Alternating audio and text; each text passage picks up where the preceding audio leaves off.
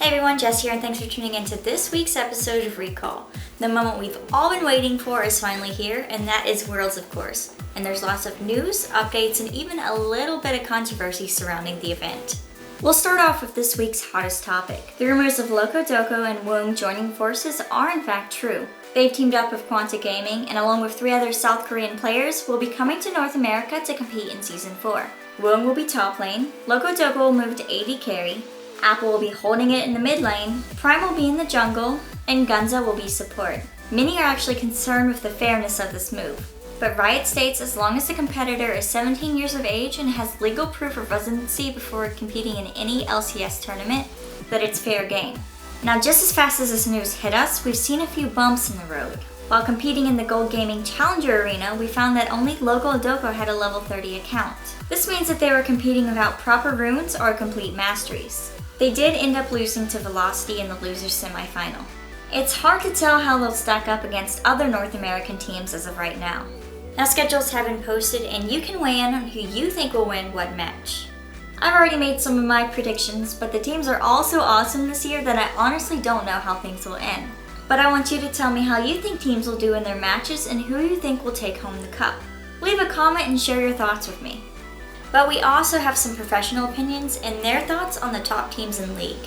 5 teams stand out to the professional analyst. SK Telecom and Ozone from Korea, OMG from China, Cloud9 the North American favorite, and Fnatic for EU. 2 highly talked about teams are SK and Cloud9. Thorin is calling SK the most dangerous team right now. On top of that, he believes Faker is the best player. However, they do lack international experience. And as we saw on day 1, they unexpectedly lost to OMG.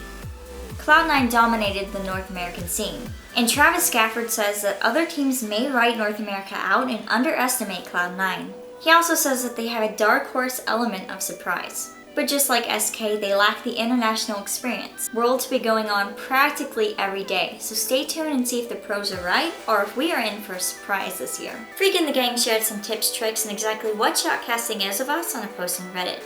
Many asked questions and they supplied us with great answers.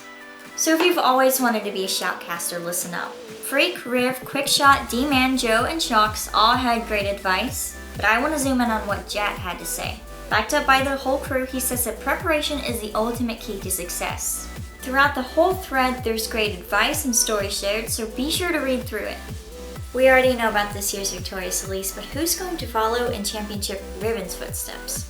Just as his predecessor, Championship Thresh will be the skin handed out at Worlds.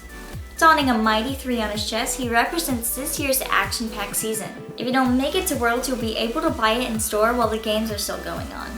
So be sure to get it while you can, or you can just end up paying $900 on eBay for it. And just one more quick little world tidbit for you. I've been holding this back since qualifiers, but it looks like someone actually beat me to it. I did. I honestly thought I was going to be the first one to say all of North America's teams make up red, white, and blue. But obviously this artist had it in mind for a long time.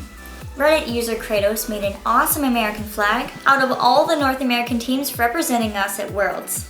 Accurate and detailed, this blew up on Twitter and Reddit, and it may or may not be my phone background now. Fear no more supports, Riot may have a new incentive to get your team to ward a little more.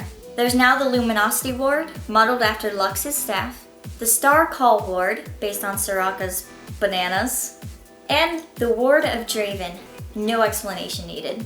Right now there's 640 RP on the PvE. I do hope they come out with more of these in the future, but for now I think I'm gonna sport the Ward of Draven.